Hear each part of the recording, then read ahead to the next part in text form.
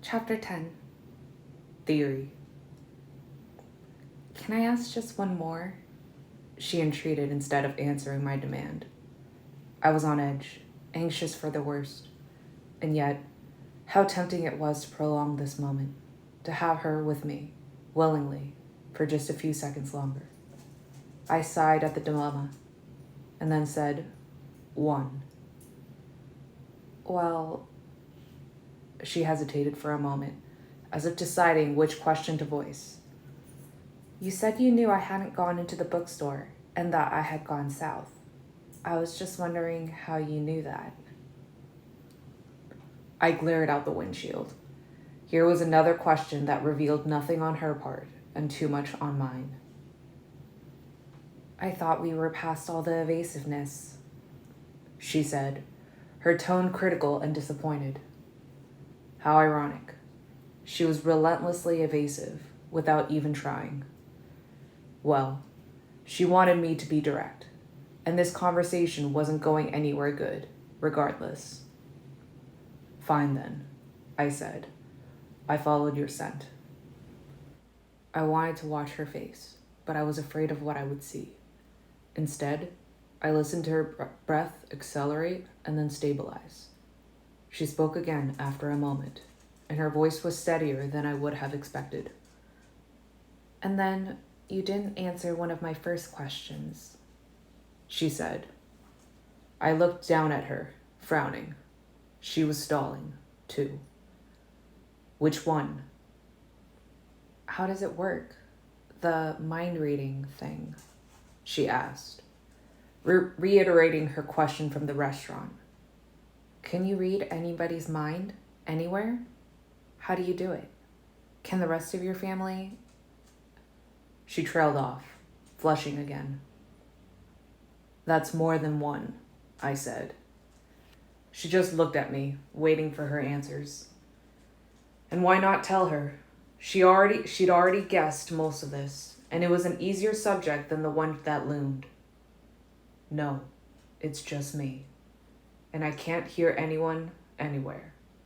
I have to be fairly close. The more familiar someone's voice is, the farther away I can hear them. But still, no more than a few miles. I tried to think of a way to describe it so that she would understand. An analogy that she could relate to. It's a little like being in a huge hall filled with people, everyone talking at once. It's just a hum, a buzzing of voices in the background, until I focus on one voice, and then what they're thinking is clear. Most of the time, I tune it all out. It can be very distracting, and then it's easier to seem normal. I scowled. When I'm not accidentally answering someone's thoughts rather than their words. Why do you think you can't hear me? She wondered. I gave her another truth and another analogy. I don't know, I admitted. The only guess I have is that maybe your mind doesn't work the same way the rest of theirs do. Like your thoughts are on the AM frequency, and I'm only getting FM. I realized as soon as the words were out that she would not like this analogy. The anticipation of her reaction had me smiling. She didn't disappoint. My mind doesn't work right? She asked, her voice rising. I'm a freak? Ah, the irony again. I hear voices in my mind, and you're worried that you're the freak? I laughed. She understood all the small things, and yet the big ones she got backwards. Always the wrong instincts. Bella was gnawing on her lip, and the crease between her eyes were etched deep. Don't worry, I reassured her. It's just a theory. And there was a more important theory to be discussed. I was anxious to get it over with. Each passing second was beginning to feel more and more like borrowed time. Which brings us back to you. She sighed, still chewing her lip. I worried that she would hurt herself. She stared into my eyes, her face troubled. Aren't we past all the evasions now? I asked quietly. She looked down, struggling with some internal dilemma. Suddenly, she stiffened and her eyes flew wide open. Fear flashed across her face for the first time. "Holy crow!" she gasped. I panicked. What had she seen? How had I frightened her? Then she shouted, "Slow down!" What's wrong? I didn't understand where her terror was coming from. "You're going at 100 miles an hour!" she yelled at me. She flashed a look out the window and recoiled from the dark trees racing past us. This little thing, just a bit of speed, had her shouting in fear? I rolled my eyes. "Relax, Bella." "Are you trying to kill us?" she demanded, her voice high and tight. "We're not going to crash," I promised her. She sucked in a sharp breath and then spoke in a slightly more level tone. "Why are you in such a hurry?" "I always drive like this." I met her gaze, amused by her shocked expression. "Keep your eyes on the road!" she shouted. "I've never been in an accident, Bella. I've never even gotten a ticket." I grinned at her and touched my forehead. It made it even more comical, the absurdity of being able to joke with her about something so secret and strange. Built-in radar detector. "Very funny," she said sarcastically, her voice still more frightened than angry. "Charlie's a cop, remember? I was raised to abide by traffic laws. Besides, if you turn us into a Volvo pretzel around a tree trunk, you can probably just walk away." "Probably," I repeated, and then laughed without humor. Yes, we would fare quite differently in a car accident. She was right to be afraid, despite my driving abilities. But you can't. With a sigh, I let the car drift to a crawl. "Happy?" She eyed the speedometer. "Almost." Was this still too fast for her? I hate driving slow, I muttered, but let the needle slide down another notch. "This is slow?" she asked. "Enough commentary on my driving," I said impatiently. How many times has she dodged my question now? 3 times? 4? Were her speculations that horrific? I had to know immediately. "I'm still waiting for your latest theory." She bit her lip again, and her expression became upset, almost pained. I reined in my impatience and softened my voice. I didn't want her to be distressed. "I won't laugh," I promised, wishing that it were only embarrassment that made her unwilling to talk. "I'm more afraid that you'll be angry with me," she whispered. I forced my voice to stay even. "Is it that bad?" "Pretty much, yeah." She looked down, refusing to meet my eyes. The seconds passed. "Go ahead," I encouraged. Her voice was small. "I don't know how to start." "Why don't you start at the beginning?" I remembered her words before dinner. "You said you didn't come up with this on your own?" "No," she agreed, and then was silent again. I thought about things that might have inspired her. What got you started? A book? A movie? I should have looked through her collections when she was out of the house. I had no idea if Bram Stoker or Anne Rice was there in her stack of worn paperbacks. "No," she said again. "It was Saturday, at the beach." I hadn't expected that. The local gossip about us had never strayed into anything too bizarre or too precise. Was there a new rumor I'd missed? Bella peeked up from her hands and saw the surprise on my face. "I ran into an old family friend, Jacob Black," she went on. "His dad and Charlie have been friends since I was a baby." Jacob Black. The name was not familiar, and yet it reminded me of something. Some time long ago. I stared out the windshield, flipping through memories to find the connection. His dad is one of the Quileute elders, she said. Jacob Black. Ephraim Black. A descendant, no doubt. It was as bad as it could get. She knew the truth. My mind was flying through the ramifications as the car flew around the dark curves in the road, my body rigid with anguish, motionless except for the small, automatic actions it took to steer. She knew the truth. But if she learned the truth Saturday, then she'd known it all evening long, and yet... We went for a walk, she went on, and he was telling me about some old legends, trying to scare me, I think. He told me one... She stopped short, but there was no need for her qualms now. I knew what she was going to say. The only mystery left was why she was here with me now. Go on, I said. About vampires, she breathed, the words less than a whisper.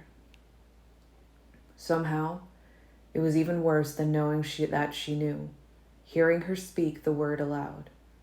I flinched at the sound of it, and then controlled myself again. And you immediately thought of me? I asked. No, he mentioned your family. How ironic that it would be Ephraim's own prodigy that would violate the treaty he'd vowed to uphold. A grandson, or great-grandson, perhaps. How many years has it been? 70? I should have realized that it was not the old men who believed in the legends that would be the danger. Of course, the younger generation, those who had been warned but would think the ancient superstitions laughable. That was where the danger of exposure lay. I supposed this meant I was now free to slaughter the small defenseless tribe on the coastline, were I so inclined. Ephraim and his pack of protectors were long dead. He just thought it was a silly superstition, Bella said suddenly, her voice edged with a new anxiety, almost as if she could read my thoughts. He didn't expect me to think anything of it. Out of the corner of my eye, I saw her hands twist uneasily. It was my fault, after a brief pause, and then she hung her head as if she was ashamed. I forced him to tell me. Why? It wasn't so hard to keep my voice level now. The worst was already done. As long as we spoke of the details of the revelation, we didn't have to move on to the consequences of it. Lauren said something about you. She was trying to provoke me. She made a little face at the memory. I was slightly distracted, wondering how Bella would be provoked by someone talking about me. And an older boy from the tribe said your family didn't come to the reservation. Only it sounded like he meant something different. So I got Jacob alone and I tricked it out of him. Her head dropped even lower as she admitted this, and her expression looked guilty. I looked away from her and laughed out loud. It was a hard-edged sound. She felt guilty? What could she possibly have done to deserve censure of any kind? Tricked him how? I asked. I tried to flirt. It worked better than I thought it would, she explained, and her voice turned incredulous at the memory of that success. I could just imagine, considering the attraction she seemed to hold for all things male, totally unconscious on her part, how overwhelming she would be when she tried to be attractive. I was suddenly full of pity for the unsuspecting boy she'd unleashed such a potent force on. I'd like to have seen that, I said, and then I laughed again with dark humor. I wished I could have heard the boy's reaction, witnessed the devastation for myself. And you accused me of dazzling people. Poor Jacob Black. I wasn't as angry with the source of my exposure as I would have expected to feel. He didn't know better. And how could I expect anyone to deny this girl what she wanted? No. I only felt sympathy for the damage she would have done to his peace of mind. I felt her blush heat the air between us. I glanced at her, and she was staring out her windows. She didn't speak again. What did you do then? I prompted. Time to get back to the horror story. I did some research on the internet. Ever practical. And did that convince you? No, she said. Nothing fit. Most of it was kind of silly. And then she broke off again, and I heard her teeth lock together. What?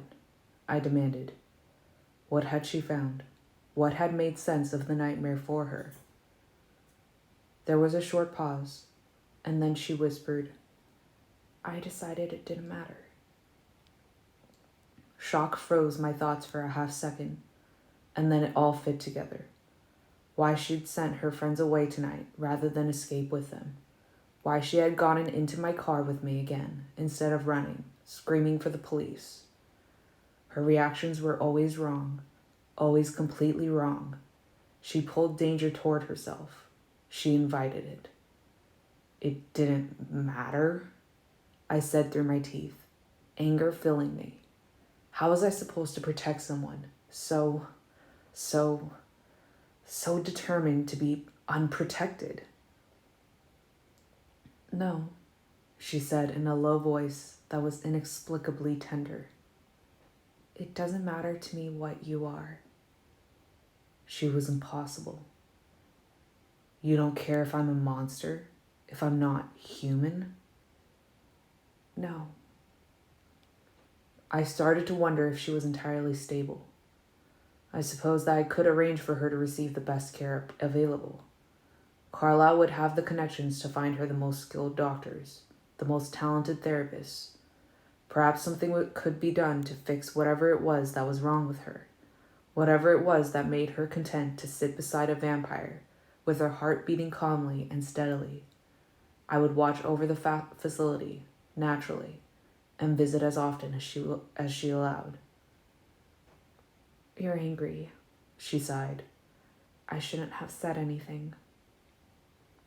As if her hiding these disturbing tendencies would help either of us. No, I'd rather know what you're thinking, even if what you're thinking is insane. So I'm wrong again? She asked, a bit belligerent now. That's not what I was referring to. My teeth clenched together again. It doesn't matter, I repeated in a scathing tone. She gasped. I'm right? Does it matter? I countered. She took a deep breath. I waited angrily for her answer. Not really, she said, her voice composed again. But I am curious. Not really. It didn't really matter. She didn't care. She knew I was inhuman, a whore, and this didn't really matter to her. Aside from my worries about her sanity, I began to feel a swelling of hope. I tried to squash it. What are you curious about? I asked her. There were no secrets left, only minor details. How old are you? She asked. My answer was automatic and ingrained. 17. And how long have you been 17? I tried not to smile at her patronizing tone. A while, I admitted. Okay, she said, abruptly enthusiastic. She smiled up at me. When I stared back, anxious again about her mental health, she smiled wider. I frowned. Don't laugh, she warned. But how can you come out during the daytime? I laughed despite her request. Her research had not netted her anything unusual, it seemed. Myth, I told her. Burned by the sun? Myth. Sleeping in coffins? Myth. Sleep had not been a part of my life for so long. not until these last few nights, as I'd watched Bella dreaming. I can't sleep, I murmured, answering her question more fully. She was silent for a moment. At all? She asked. Never, I breathed. As I met her penetrating gaze, read the surprise and the sympathy there, I abruptly yearned for sleep. Not for oblivion, as I had before, not to escape boredom, but because I wanted to dream. Maybe if I could be unconscious, if I could dream, I could live for a few hours in a world where she and I could be together. She dreamed of me. I wanted to dream of her. She stared back at me, her expression full of wonder. I had to look away. I could not dream of her. She should not dream of me. You haven't asked me the most important question yet, I said. The stone heart in my silent chest felt colder and harder than before. She had to be forced to understand. At some point, she must be made to see that this all did matter, more than any other consideration. Considerations like the fact that I loved her. Which one is that? She asked, surprised and unaware. This only made my voice harder. You aren't concerned about my diet? Oh, that. She spoke in a quiet tone that I couldn't interpret. Yes, that. Don't you want to know if I drink blood? She cringed away from my question, finally.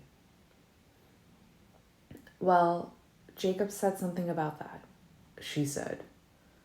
What did Jacob say? He said you didn't hunt people. He said your family wasn't supposed to be dangerous because you only hunted animals.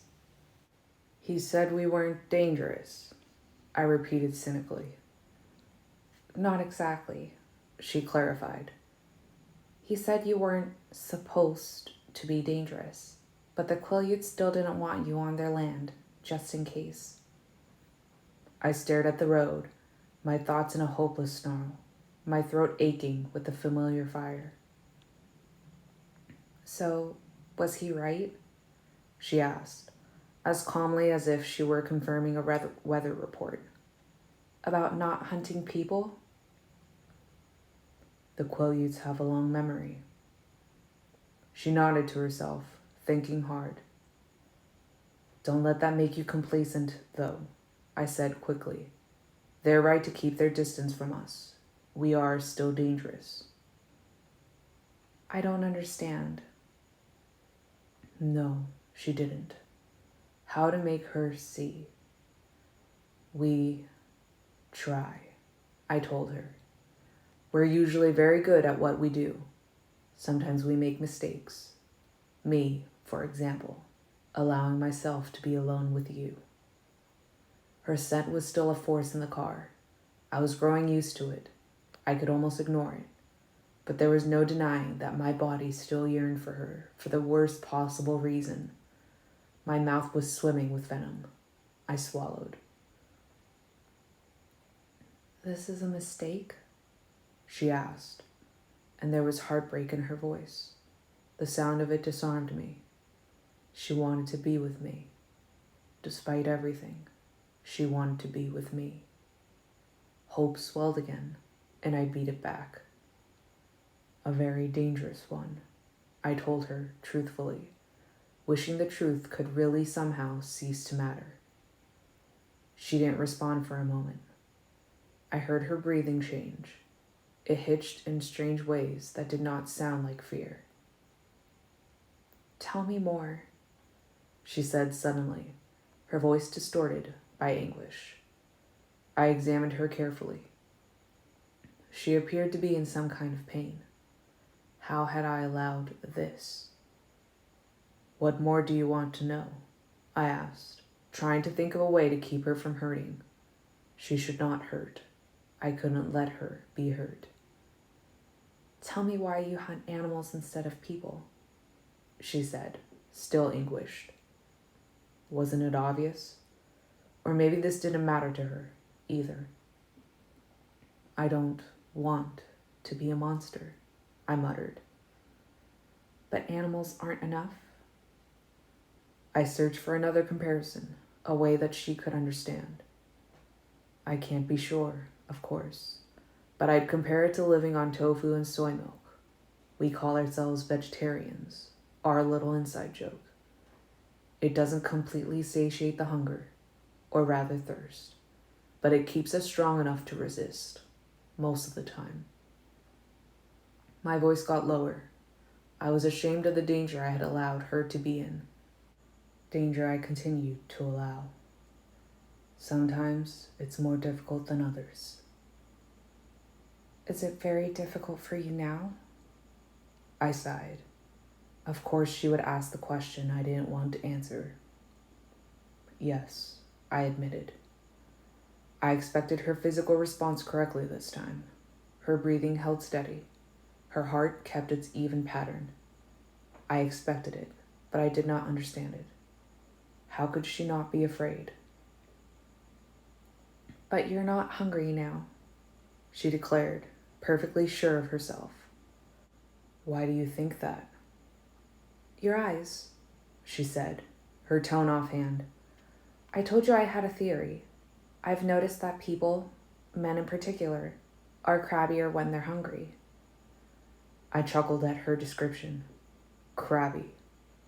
There was an understatement, but she was dead right, as usual. You are observant, aren't you? I laughed again. She smiled a little, the crease returning between her eyes as if she were concentrating on something. Were you hunting this weekend? With Emmett? She asked after my laugh had faded. The casual way she spoke was as fascinating as it was frustrating. Could she really accept so much in stride? I was closer to shock than she seemed to be. Yes, I told her. And then, as I was about to leave it at that, I felt the same urge I'd had in the restaurant. I wanted her to know me. I didn't want to leave. I went on slowly. But it was necessary. It's a bit easier to be around you when I'm not thirsty. Why didn't you want to leave? I took a deep breath and then turned to meet her gaze. This kind of honesty was difficult in a very different way. It makes me anxious. I suppose that word would suffice, though it wasn't strong enough. To be away from you. I wasn't joking when I asked you to try not to fall in the ocean or get run over last Thursday. I was distracted all weekend, worrying about you. And after what happened tonight, I'm surprised that you did make it through a whole weekend unscathed. Then I remembered the scrapes on her palms. Well, not totally unscathed, I amended. What? Your hands, I reminded her. She sighed, and her lips turned down. I fell. That's what I thought, I said, unable to contain my smile. I suppose, being you, it could have been much worse, and that possibility tormented me the entire time I was away. It was a very long 3 days. I really got on Emmett's nerves. Honestly, that didn't belong in the past tense. I was probably still irritating Emmett, and all the rest of my family, too, except Alice. 3 days? She asked, her voice suddenly sharp. Didn't you just get back today? I didn't understand the edge in her voice. No, we got back Sunday. Then why weren't any of you in school? She demanded. Her irritation confused me. She didn't seem to realize that this question was one that related to mythology again. Well, you asked if the sun hurt me, and it doesn't, I said. But I can't go out in the sunlight. At least, not where anyone can see. That distracted her from her mysterious annoyance. Why? She asked, leaning her head to one side. I doubted I could come up with the appropriate analogy to explain this one, so I just told her, I'll show you sometime. and then immediately wondered if this was a promise I would end up breaking. I'd said the words so casually, but I could not imagine actually following through. It wasn't something to worry about now. I didn't know if I could be allowed to see her again after tonight. Did I love her enough yet to be able to bear leaving her? "You might have called me," she said. What an odd conclusion. But I knew you were safe. But I didn't know where you were. She came to an abrupt stop and looked at her hands. What? I didn't like it, she said shyly, the skin over her cheekbones warming. Not seeing you. It made me anxious, too. Are you happy now?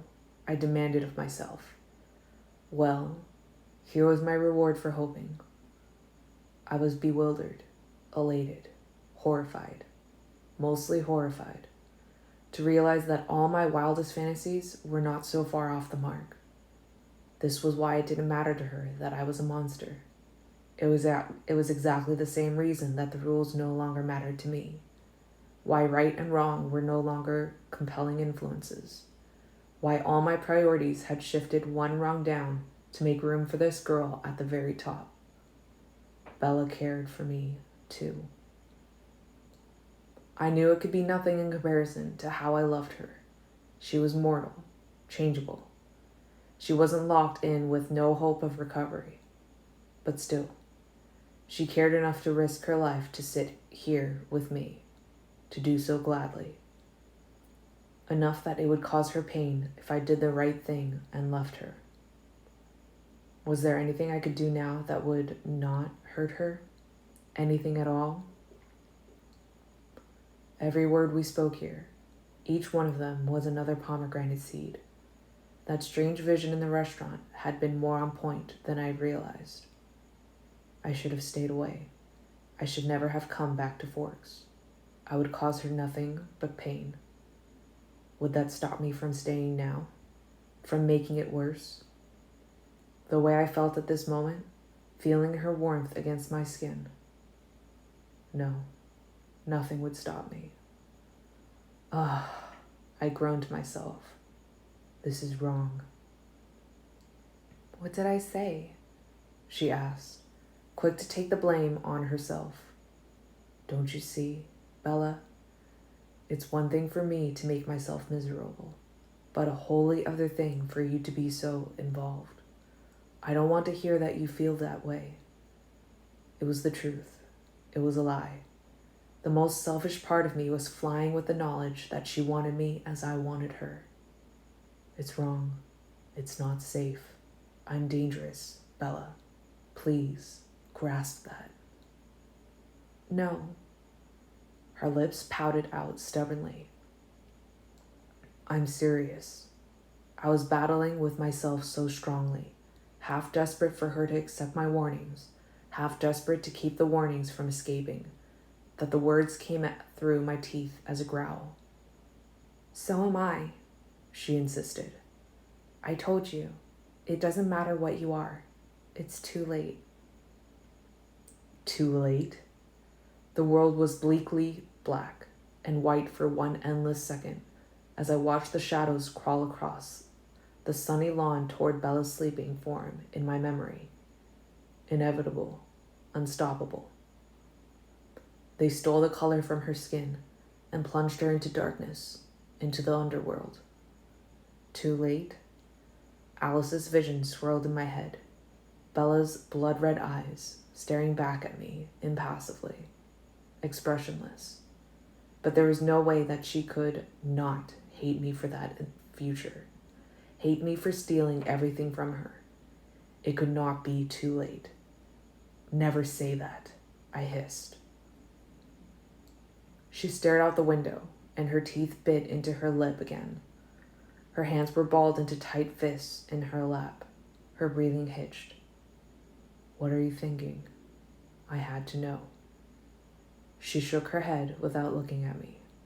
I saw something glisten, like a crystal, on her cheek. Agony. Are you crying? I'd made her cry. I'd hurt her that much. She scrubbed her tear away with the back of her hand. No, she lied, her voice breaking. Some long-buried instinct had me reaching out toward her. In that 1 second, I felt more human than I ever had. And then I remembered that I was not, and I lowered my hand. I'm sorry, I said, my jaw locked. How could I ever tell her how sorry I was? Sorry for all the stupid mistakes I'd made. Sorry for my never-ending selfishness. Sorry that she was so unfortunate as to have inspired this first and last tragic love of mine. Sorry also for the things beyond my control, that I had been the executioner chosen by fate to end her life in the first place. I took a deep breath, ignoring my wretched reaction to the flavor in the car, and tried to collect myself. I wanted to change the subject, to think of something else. Lucky for me, my curiosity about the girl was insatiable. Tell me something, I said. Yes? She asked huskily, tears still in her voice. What were you thinking tonight, just before I came around the corner? I couldn't understand your expression. You didn't look that scared. You looked like you were concentrating very hard on something. I remembered her face, forcing myself to forget whose eyes I was looking through. The look of determination there. I was trying to remember how to incapacitate an attacker, she said, her voice more composed. You know, self-defense.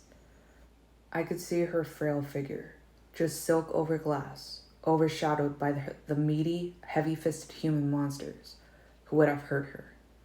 The fury boiled in the back of my head. You were going to fight them? I wanted to groan. Her instincts were deadly to herself. Didn't you think about running? I fall down a lot when I run, she said sheepishly. What about screaming for help? I was getting to that part. I shook my head in disbelief. You were right, I told her, a sour edge to my voice. I'm definitely fighting fate trying to keep you alive. She sighed and glanced out the window. Then she looked back at me. Will I see you tomorrow? She demanded abruptly. As long as we were on our way down to hell, why not enjoy the journey? Yes, I have a paper due, too. I smiled at her, and it felt good to do this. Clearly, hers were not the only instincts that were backwards. I'll save you a seat at lunch. Her heart fluttered. My dead heart felt warmer. I stopped the car in front of her father's house. She made no move to leave me. Do you promise to be there tomorrow? She insisted. I promise. How could doing the wrong thing give me so much happiness? Surely there was something amiss in that. She nodded to herself, satisfied, and started to remove my jacket. You can keep it, I assured her quickly. I wanted to leave her with something of myself. A token, like the bottle cap that was in my pocket now. You don't have a jacket for tomorrow. She handed it back to me, smiling ruefully. I don't want to have to explain to Charlie, she told me. I would imagine not. I smiled at her. Oh, right. She put her hand on the door handle and then stopped, unwilling to leave, just as I was unwilling for her to go. To have her unprotected, even for a few moments. Peter and Charlotte were well on their way by now, long past Seattle, no doubt. But there were always others. Bella? I asked, amazed at the pleasure there was in simply speaking her name. Yes? Will you promise me something? Yes, she agreed easily, and then her eyes tightened as if she'd thought of a reason to object. Don't go into the woods alone, I warned her, wondering if this request would trigger the objection in her eyes. She blinked, startled. Why? I glowered into the untrustworthy darkness. The lack of light was no problem for my eyes, but neither would it trouble another hunter. I'm not always the most dangerous thing out there, I told her. Let's leave it at that. She shivered, but recovered quickly, and was even smiling when she told me, "Whatever you say." Her breath touched my face, so sweet. I could stay here all night like this, but she needed her sleep. The two desires seemed equally strong as they continually warred inside me, wanting her versus wanting her to be well. I sighed at the impossibilities. "I'll see you tomorrow," I said, knowing that I would see her much sooner than that. She wouldn't see me until tomorrow, though. "Tomorrow, then," she agreed as she opened her door. Agony again, watching her leave. I leaned after her, wanting to hold her here. "Bella?" She turned and then froze, surprised to find our faces so close together. I, too, was overwhelmed by the proximity. The heat rolled off her in waves, caressing my face. I could all but feel the silk of her skin. Her heartbeat stuttered, and her lips fell open. "Sleep well," I whispered, and leaned away before the urgency in my body, either the familiar thirst or the very new and strange hunger I suddenly felt, could make me do something that might hurt her. She sat there, motionless for a moment, her eyes wide and stunned. Dazzled, I guessed, as was I. She recovered, though her face was still a bit bemused, and half fell out of the car, tripping over her feet and having to catch the frame of the car to right herself. I chuckled. Hopefully, it was too quiet for her to hear. I watched her stumble her way up to the pool of light that surrounded the front door, safe for the moment, and I would be back soon to make sure. I could feel her eyes follow me as I drove down the dark street. Such a different sensation than I was accustomed to. Usually, I could simply watch myself through someone's following eyes, where I have a mind to. This was strangely exciting. This intangible sensation of watching eyes. I knew it was just because they were her eyes. A million thoughts chased each other through my head as I drove aimlessly into the night. For a long time, I circled through the streets, going nowhere, thinking of Bella and the incredible release of having the truth known. No longer did I have to dread that she would find out what I was. She knew. It didn't matter to her.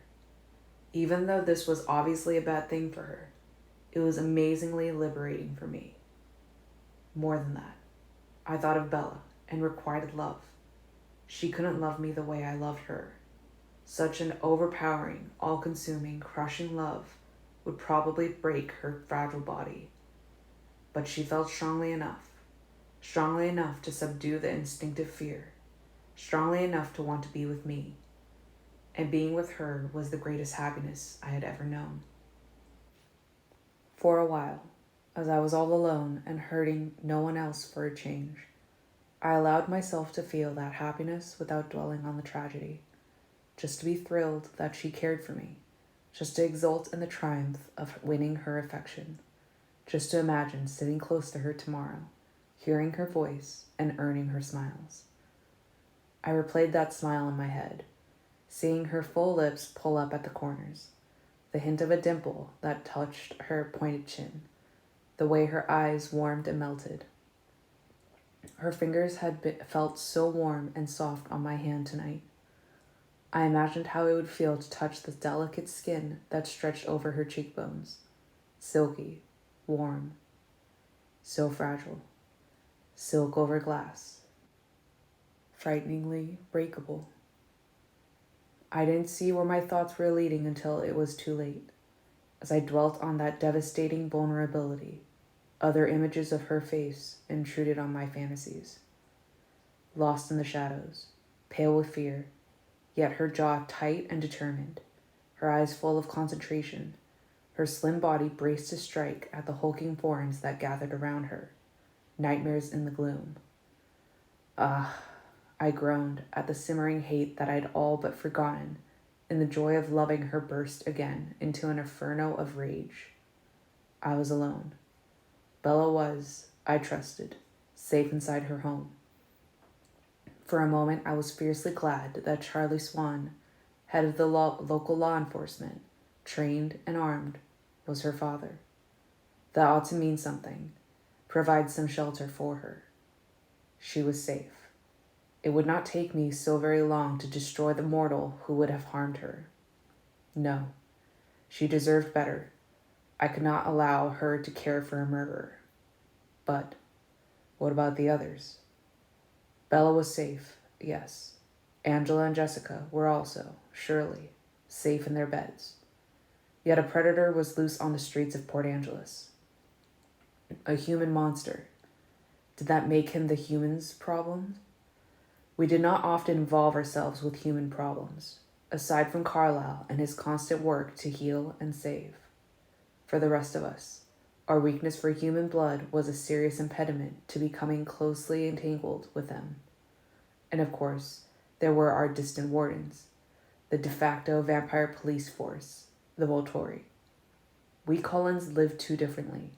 Drawing their attention with any poorly considered superhero-esque performances would be extremely dangerous to our family. This was definitely a mortal concern, not of our world. To commit the murder I ached to commit was wrong.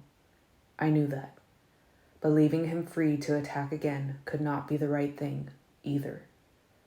The blonde hostess from the restaurant, the waitress I'd never really looked at, both had irritated me in a trivial way, but that did not mean they deserved to be in danger. I turned the car north, accelerating now that I had a purpose. Whenever I had a dilemma that was beyond me, something tangible like this, I knew where to go for help. Alice was sitting on the porch, waiting for me. I pulled to a stop in front of the house rather than going around to the garage. "Carlyle's in his study," she told me before I could ask. "Thank you," I said, tousling her hair as I passed. "Thank you for returning my call," she thought sarcastically. Oh, I paused by the door, pulling out my phone and flipping it open. Sorry, I didn't even check to see who it was. I was busy. "Yeah, I know. I'm sorry too. By the time I saw what was going to happen, you were on your way." "It was close," I murmured. "Sorry," she repeated, ashamed of herself. It was easy to be generous, knowing that Bella was fine. Don't be. I know you can't catch everything. No one expects you to be omniscient, Alice. Thanks. I almost asked you out to dinner tonight. Did you catch that before I changed my mind? She grinned. No, I missed that one too. Wish I'd known. I would have come. What were you concentrating on that you missed so much? Jasper's thinking about our anniversary. She laughed. He's trying not to make a decision on my gift, but I think I have a pretty good idea. You're shameless. Yep. She pursed her lips and stared up at me, a hint of accusation in her expression. I paid better attention afterward. Are you going to tell them that she knows? I sighed. Yes, later. I won't say anything. Do me a favor and tell Rosalie when I'm not around, okay? I flinched. Sure. Bella took it pretty well. Too well. Alice grinned at me. Don't underestimate Bella. I tried to block the image I didn't want to see. Bella and Alice, best of friends. Impatient now, I sighed heavily. I wanted to be through with the next part of the evening. I wanted it over with, but I was a little worried to leave Forks. Alice, I began. She saw what I was planning to ask. She'll be fine tonight. I'm keeping a better watch now. She sort of needs 24-hour supervision, doesn't she? At least. Anyways, you'll be with her soon enough. I took a deep breath. The words were beautiful to me. Go on. Get this done so you can be where you want to be. She told me. I nodded and hurried up to Carlisle's room. He was waiting for me, his eyes on the door rather than the thick book on his desk. I heard Alice tell you where to find me, he said, and smiled. It was a relief to be with him, to see the empathy and deep intelligence in his eyes. Carlyle would know what to do. I need help. Anything, Edward, he promised. Did Alice tell you what happened to Bella tonight? Almost happened, he amended. Yes, almost. I have a dilemma, Carlyle. You see, I want very much to kill him. The words started to flow, fast and passionate. So much. But I know that would be wrong because it would be vengeance, not justice. All anger, no impartiality. Still, it can't be right to leave a serial rapist and murderer wandering Port Angeles. I don't know the humans there, but I can't let someone else take Bella's place as his victim. Those other women, it's not right. His wide, unexpected smile stopped the rush of my words cold. She's very good for you, isn't she? So much compassion, so much control. I'm impressed. I'm not looking for compliments, Carlyle. Of course not. But I can't help my thoughts, can I? He smiled again. I'll take care of it. You can rest easy. No one else will be harmed in Bella's place. I saw the plan in his head. It wasn't exactly what I wanted. It did not satisfy my craving for brutality. But I could see that it was the right thing. I'll show you where to find him, I said. Let's go. He grabbed his black bag on the way. I would have preferred a more aggressive form of sedation, like a cracked skull. But I would let Carlyle do this his way. We took my car. Alice was still on the steps. She grinned and waved as we drove away. I saw that she had looked ahead for me. We would have no difficulties. The trip was very short on the dark, empty road. I left off my headlights to keep from attracting attention. It made me smile to think how Bella would have reacted to this pace. I'd already been driving slower than usual to prolong my time with her when she'd objected. Carlyle was thinking of Bella, too. I didn't foresee that she would be so good for him. That's unexpected. Perhaps this was somehow meant to be. Perhaps it serves a higher purpose. Only... He pictured Bella with snow-cold skin and blood-red eyes, and then flinched away from the image. Yes, indeed. Only. Because how could there be any good in destroying something so pure and lovely? I glowered into the night, all the joy of the evening destroyed. Edward deserves happiness. He's owed it. The fierceness of Carlyle's thoughts surprised me. There must be a way. I wished I could believe either of his hopes, but there was no higher purpose to what was happening to Bella. Just a vicious harpy, an ugly, bitter fate, who could not bear for her to have the life she deserved. I did not linger in Port Angeles. I took Carlyle to the dive bar, where the twisted thing named Lanny was drowning his disappointment with his friends, 2 of whom had already passed out. Carlyle could see how hard it was for me to be so close, to hear the fiend's thoughts and see his memories. Memories of Bella mixed in with those of less fortunate girls whom no one could save now. My breathing sped. My hands clenched the steering wheel. Go, Edward, he told me gently. I'll make the rest of them safe. You go back to Bella. It was exactly the right thing to say. Her name was the only distraction that meant anything to me. I left Carlyle in the car, and ran back to forth in a straight line through the sleeping forest. It took less time than the first journey in the speeding car. It was just minutes later that I scaled the side of her house and slid her window out of my way. I sighed silently with relief. Everything was just as it should be. Bella was safe in her bed, dreaming, her wet hair tangled across the pillow. But unlike most nights, she was curled into a small ball with the covers stretched taut around her shoulders. Cold, I guessed. Before I could settle into my usual seat, she shivered in her sleep, and her lips trembled. I thought for a brief moment, and then eased out into the hallway, exploring another part of her house for the first time. Charlie's snores were loud and even. I could almost catch the edge of his dream. Something with the rush of water and patient expectation.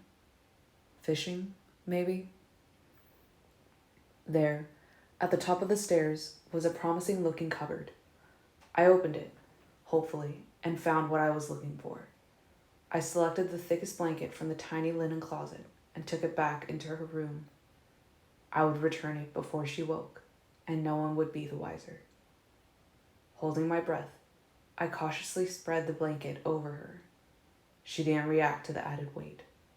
I returned to the rocking chair. While I waited anxiously for her to warm up, I thought of Carlisle, wondering where he was now. I knew his plan would go smoothly. Alice had seen that. Thinking of my father made me sigh. Carlisle gave me too much credit. I wished I were the person he thought me to be. That person, the one who deserved happiness, might hope to be worthy of this sleeping girl. How different things would be if I could be that Edward. Or, if I could not be what I should, at least there should be some balance in the universe to cancel out my darkness. Should there not be an equal and opposite good? I envisioned the hag-faced fate as some explanation for the terrifying and improbable nightmares that kept coming for Bella. First myself, then the van, and then the noxious beast tonight.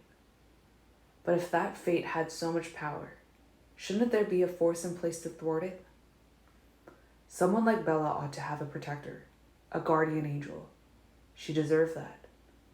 And yet, clearly, she'd been left defenseless. I would love to believe an angel or anything else was watching over her, anything that would give her a measure of protection. But when I tried to imagine that champion, it was obvious such a thing was impossible. What guardian angel would have allowed Bella to come here, to cross my path, formed, as she was, in such a fashion that there was no way I could possibly overlook her? A ridiculously potent scent to demand my attention, a silent mind to inflame my curiosity, a quiet beauty to hold my eyes, a selfless soul to earn my awe. Factor in the total lack of self-preservation so she was not repelled by me. And then, of course, add the wide streak of appalling bad luck that put her always in the wrong place at the wrong time. There could be no stronger evidence that guardian angels were a fantasy. No one needed or deserved one more than Bella. Yet any angel that could have allowed us to meet must be so irresponsible, so reckless, so harebrained, that it could not possibly be on the side of good. I'd rather the loathsome harpy were real than any celestial being so ineffectual. At least I could fight against the ugly fate. And I would fight. I would keep fighting. Whatever force it was that wanted to hurt Bella would have to go through me. No, she had no guardian angel, but I would do my best to make up for the lack. A guardian vampire. There was a stretch. After about a half hour, Bella relaxed out of the tight ball. Her breathing got deeper, and she started to murmur. I smiled, satisfied. It was a small thing, but at least she was sleeping more comfortably tonight because I was here. Edward, she sighed, and she smiled, too. I shoved tragedy aside for the moment and let myself be happy again.